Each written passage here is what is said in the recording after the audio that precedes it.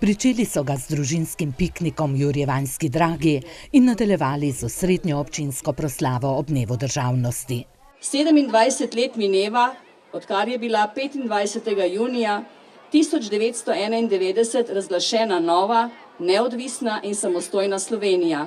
Na dan, ko je prvič zazvenela slovenska himna, smo bili Slovenci srečni, ponosni in enotni, je dejala slavnostna govornica in poudarila velik pomen enotnosti, ki se je izkazala tudi ob nedavni ujmi. Bila je in je velika akcija pomoči potrebnim in tukaj smo dokazali Belokranjci in Slovenci in tudi, bom rekla, Karlovška županija, da znamo stopiti skupaj, pomagati pomoči potrebnim.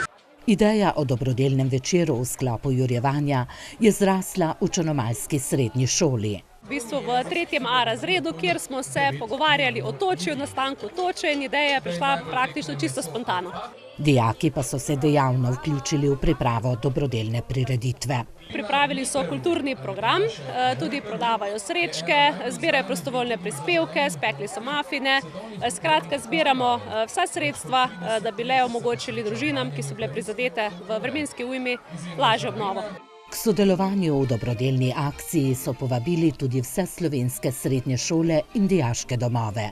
Do danes se jih odzvalo približno 32, zbrali smo že preko 7.000 evrov. Odziv na dobrodelni večer v Jurjevanjski Dragi, kjer so dijaki zbirali dobrodelne prispevke, pa je bil zelo velik. Ljudje, ki so prišli sem, tudi veliko donirajo, oziroma se zavedajo, da je toča povzročila kar dosti škode. Se pravi, so se kar dobro odzvali. Odzvali so se tudi belokranjski glasbeniki Pero Lovšin in Magnifico.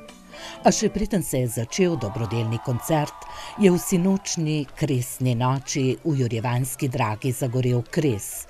Adlešiške kresnice pa so zapele kresno pesem in obudile običaj, ki ga še ohranjajo. Občinstvo je navdušeno zaploskalo tudi plesalcem folklorne skupine iz Peruja, ki se bodo že nocoj predstavili na folklornem delu Jurjevanja. Sinočni dobro obiskan večer je torej izvenel kot preplet dobrodelnosti, enotnosti in folklore.